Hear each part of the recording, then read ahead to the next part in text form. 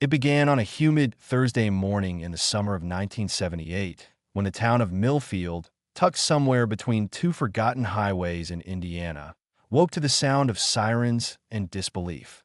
At exactly 9:14 a.m., two men wearing gray work uniforms walked through the glass doors of the Millfield State Bank, a modest brick building that had never seen more than a petty theft in its 50-year history. By 9:17, they were gone, with $112,400 in cash, three terrified tellers left bound behind the counter, and a silence that would haunt the town for decades. The footage, captured by a single grainy ceiling camera, later became a local legend. You can almost see the reflection of the morning sun on the chrome door handles as the men enter. One tall and slim, the other shorter, stockier, with a peculiar limp. Neither spoke a word during the robbery. The taller one gestured with a revolver, while the shorter stuffed cash into two canvas bags marked Millfield Grain Company.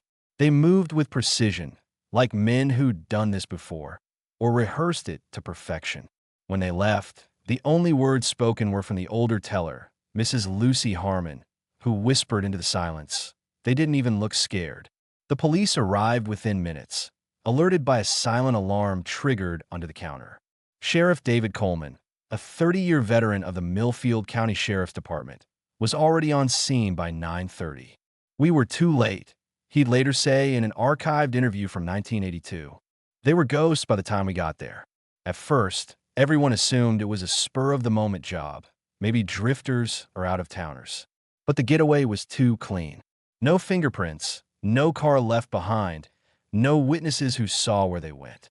The only clue, a torn receipt found in the alley behind the bank, dated 2 days earlier from a hardware store in nearby Pendleton.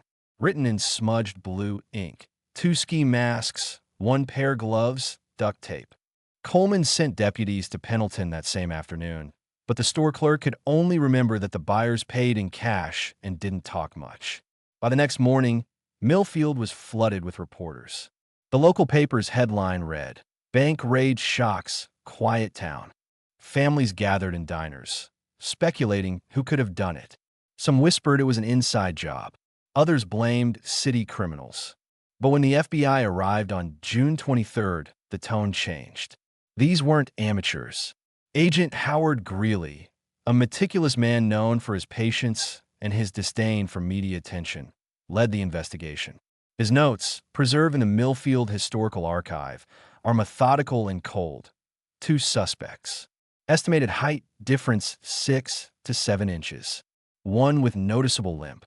Possible prior military coordination. No vehicle identification. Bank staff in shock, cooperative.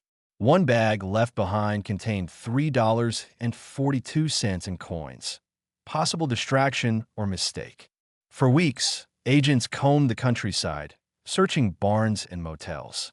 They interviewed more than 100 residents. But Millfield was a place where people minded their own business. Even those who might have seen something didn't talk. In early July, a new lead surfaced. A farmer, George Atkinson, claimed to have seen a blue pickup truck speeding down County Road 6 about 15 minutes after the robbery. It looked like it was loaded heavy, he said. But when shown photographs of known vehicles in the area, he couldn't identify it. Still, that mention of a blue pickup became a fixation for Coleman. "Find the truck," he told his deputies. "Find the men." 3 days later, deputies located an abandoned pickup matching the description in a wooded area 6 miles north of town. It had been torched. The VIN was filed off, tires burned. No fingerprints recovered. Inside, investigators found fragments of melted plastic and something else, a single brass dog tag. The name barely legible beneath soot and corrosion, J. Whitaker. The FBI ran the name through their database. Several Whitakers appeared, but only one fit the approximate age and service record. John Whitaker, U.S. Army, discharged 1973, last known address, Evansville, Indiana. Coleman and Greeley drove there personally. The house was empty. Neighbors said he'd left months earlier, looking for work. But one neighbor, a woman named Carol Dunn, mentioned something strange. "He came back one night in May," she said. "He had someone with him. Walked funny, like he'd hurt his leg. They stayed for 2 nights. Then they were gone." The agents checked utility records. Electric bill last paid in April. The property's basement contained a single folding chair, an ashtray, and an old newspaper folded open to the financial section. On the front page, an ad for Millfield State Bank's new Cash for Crops program. It looked almost deliberate, like someone had left breadcrumbs. But then came the real surprise. A week later, a letter arrived at the sheriff's office, postmarked from Indianapolis. No return address. The handwriting was uneven, written with what looked like a shaking hand. You won't find him. He's already gone. The money's not for me. It's for what they owed us. Ed. The sheriff had the letter analyzed. No fingerprints. No saliva on the envelope. The L could have stood for anything. Larry Leonard Lewis. But for Coleman, it became an obsession. He began revisiting every old military record connected to Whitaker's unit. There, he found something chilling. Whitaker had served in Vietnam alongside a man named Lewis Carter. Carter had returned home in 1974, crippled by a landmine explosion that left him with a permanent limp. His address, according to veterans' records, was in Madison County, less than 30 miles from Millfield. The sheriff and agent Greeley visited Carter's listed address, a decaying two-story farmhouse off Route 11. No one answered the door. The curtains were drawn. The mailbox was stuffed with weeks of unopened letters. But when they peered through the window, they saw something. Maps taped to the wall, photographs of local banks, a calendar with one date circled in red, June 22nd, 1978. The same day as the robbery. Inside, the air smelled of dust and machine oil. On the kitchen table lay a coffee mug half full, long gone cold, and a newspaper clipping. Millfield State Bank announces expansion loan program. It wasn't about greed. It was something else, vengeance or restitution. But what debt? To whom? The FBI raided the farmhouse 2 days later. They found nothing but empty drawers and a few scattered shell casings. Carter and Whitaker had vanished. Their families hadn't heard from them in months. Their names made national headlines briefly, then disappeared into the noise of the late 70s crime wave. By August, the FBI declared the case open but inactive. No viable leads at this time, the official report read. Coleman, however, couldn't let it go. He kept a file on his desk labeled Millfield Case.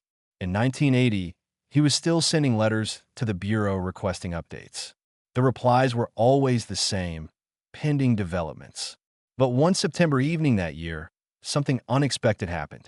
A storm rolled through Millfield, knocking down power lines. The sheriff stayed late at the station. As lightning flashed outside, a deputy came in holding a small envelope found wedged under the door. It contained a faded photograph, 2 men in military fatigues, smiling beside a Jeep in Vietnam. On the back, in handwriting identical to the earlier letter, it wasn't supposed to go that way. Ed. Coleman knew immediately who L was. Lewis Carter. But what did not supposed to go that way mean? The next morning, he drove alone to the farmhouse again. It was overgrown now, the doors still boarded. Inside, everything remained untouched except one new thing. A cigarette but on the floor, still fresh. Someone had been there. For years afterward, rumors persisted. Some claimed Whitaker was seen in Ohio. Others said Carter had fled to Mexico. But no evidence ever surfaced. The money, the truck, the men, all gone. Until 1989, when a construction crew in Indianapolis uncovered a rusted metal box beneath the floor of an abandoned auto shop. Inside were old tools, a few photographs, and something else, a faded bank bag stamped Millfield State Bank. It was empty except for a single receipt, dated June 21st, 1978, from the Millfield Grain Company store. The handwriting on the receipt? A match to Lewis Carter's military paperwork. The case was reopened briefly, but by then both Carter and Whitaker were presumed dead. Coleman had retired. Agent Greeley had passed away. The new generation of investigators treated it like a curiosity, not a crime worth chasing. But the people of Millfield never forgot. Every June, the local paper reprinted the same unsolved file. The Millfield robbery. Where did the money go? For decades, no one could answer. Not until the fall of 2005, when a private collector purchased an estate box at an auction in Ohio. Inside were letters, maps, and a cassette tape labeled Millfield 78. The recording, once cleaned and restored by audio technicians, contained two men talking. One voice calm and steady. The other, raspy, older, remorseful. The final words on the tape were chilling. "You think they'll remember us, Lou?" A pause. "Not the way we wanted, John." The recording faded to silence. For the people of Millfield, the mystery became a ghost story. For historians, it was a puzzle missing its final piece.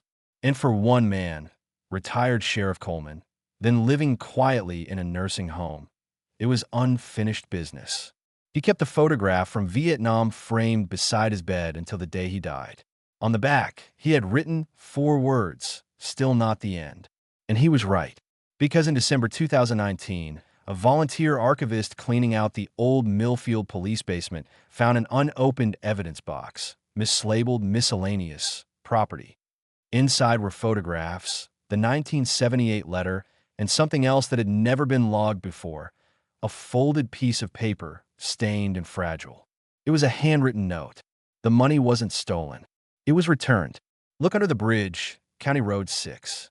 Ed, if you want to know what they found there, subscribe and comment where you're watching from. It had been 27 years since the Millfield robbery when the story was supposed to have ended, boxed up in dusty files and forgotten memories. But time had a strange way of unearthing what people thought was buried forever. In January of 2006, the new sheriff of Millfield County, a man named Eric Lawson, found himself staring at that old note that said, "Look under the bridge, County Road 6.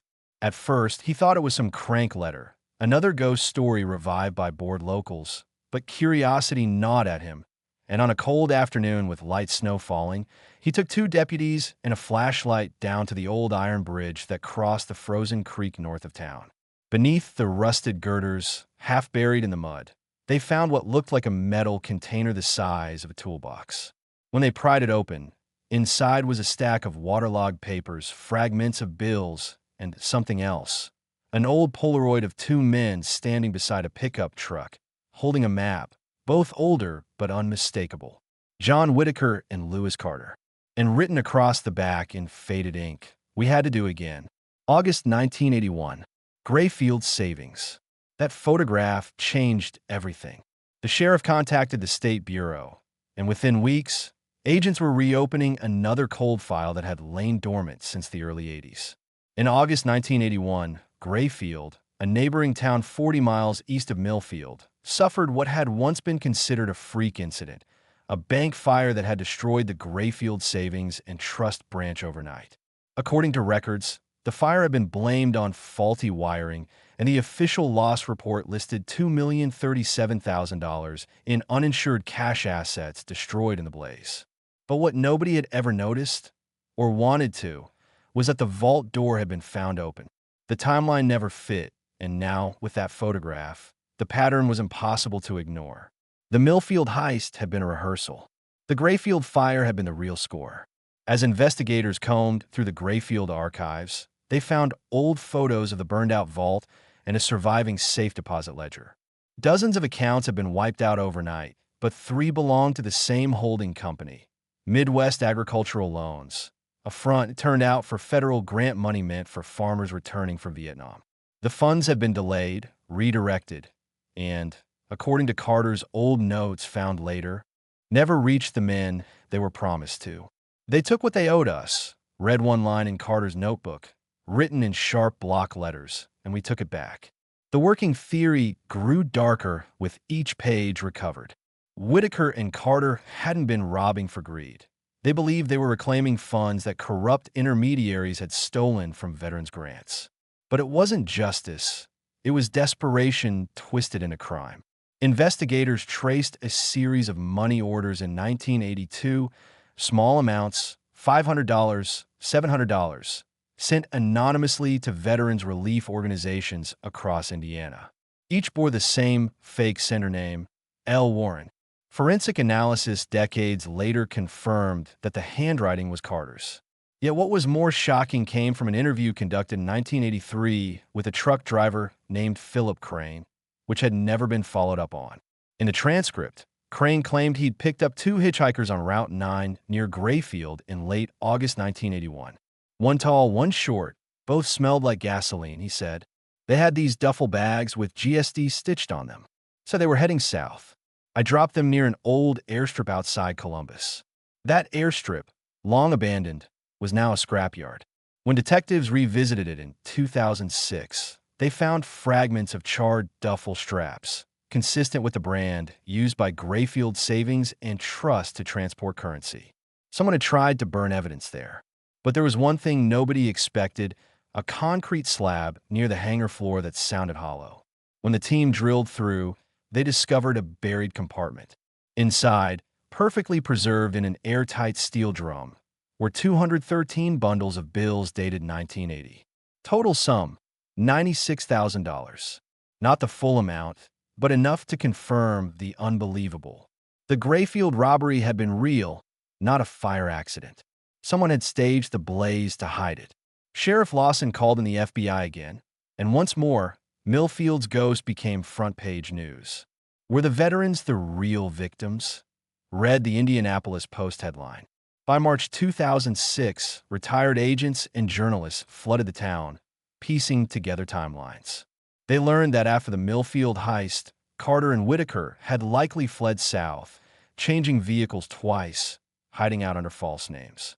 An old motel ledger from 1981 in Kentucky listed guests John and Leo Walker. The handwriting, when compared to the original bank note from 1978, matched Whitaker's. The motel owner, now in his 80s, remembered them vaguely. Quiet fellas, he said. One had a limp, the other did all the talking. They asked where they could buy welding equipment. Welding equipment, exactly what would have been used to breach a vault door. Weeks later, in July 1981, two men fitting their descriptions purchased oxyacetylene tanks from a supplier in Bloomington. They paid in cash. The supplier's daughter, who handled receipts, said they were polite, but the one with the limp seemed tired. Kept coughing. Carter had lung damage from the war. That detail lined up perfectly. Everything pointed to one thing. They planned Grayfield for months. The FBI reconstructed the sequence of the second heist using forensic reports and heat pattern analysis from the original fire. The vault's locking mechanism had been cut from the inside, suggesting an insider or at least access during business hours. The building's wiring, which supposedly caused the blaze, had been deliberately shorted using a small-timed ignition device, something crude but effective, probably built from a car battery and a timer switch. The men had taken their money and vanished before flames consumed the building. But what haunted investigators most was what came next. A year later, in 1982, Whitaker's name surfaced on a police report in Georgia. A routine traffic stop recorded a driver who presented a fake ID, Jack Wilson, and drove away before being questioned further. The car, a 1975 Buick, was later found abandoned near the Tennessee border. Inside, an old Army duffel bag, half empty, with burn marks along the edges and a torn map of Indiana. The duffel smelled faintly of diesel fuel. It was never connected to any active case until now.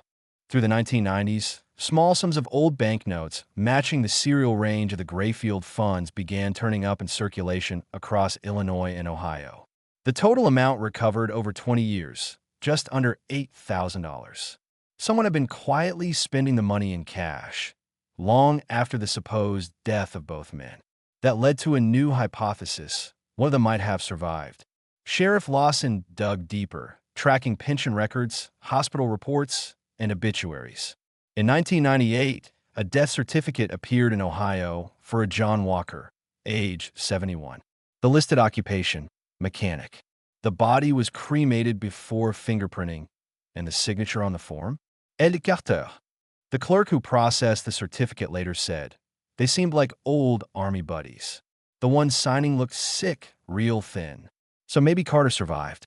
Maybe he buried his friend, kept the secret, and lived quietly under an alias until he too disappeared. That would explain the 2005 tape, the handwriting on the box, the note under the bridge. The theory came together. Whitaker and Carter pulled off the Millfield robbery, then escalated to Grayfield for $2 million, burning the bank to erase the trail. They distributed some of the money anonymously to veterans, lived under fake identities for decades, and vanished one by one. But there was still something missing, the motive behind the second heist. Why risk it again? In late 2006, a young investigative journalist named Rachel Miner began combing through Veterans Administration archives. She found something extraordinary. In 1981, the federal government had indeed issued a $2 million grant to Indiana's Veteran Rural Assistance Fund, routed through none other than Grayfield Savings and Trust. That same week, the fire occurred. The money had never been recovered or reimbursed. The dots aligned almost too neatly. When Miner published her findings, the story exploded. The $2 million that burned twice, one paper called it. But for Rachel, it was more than headlines. She went to Millfield herself, met the aging townspeople, and eventually found Sheriff Lawson, who showed her the old Polaroid. Together, they followed the last trail, the note that said, "Look under the bridge." The creek, when drained partially for maintenance that spring, revealed a rusted safe, half buried in silt. When they cracked it open, inside were dozens of photographs, letters, and a small tape recorder. The first words on the tape, faint but clear, said, "If you're hearing this, it means it's over. We didn't take from them. We took it back. But the world doesn't care about the difference." The voice was unmistakably Lewis Carter's. He went on, "We thought $2 million would make it right. But you can't buy back what you lose over there. Not the friends. Not the years. Not the quiet." Then a pause and a cough. "John's gone. I buried him near the tracks where we used to wait for the mail trucks. He said to leave the rest. Said someone honest would find it someday. If you do, don't tell them we were heroes. Just men who ran out of patience." That tape ended with the sound of running water, then static. The contents of the safe included cash remnants totaling roughly $12,000, sealed in plastic.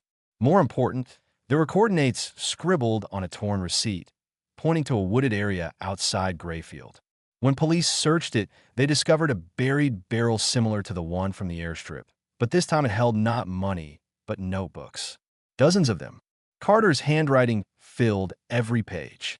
He chronicled everything, from the failed grant applications in 1975 to the first thoughts of taking back what was ours.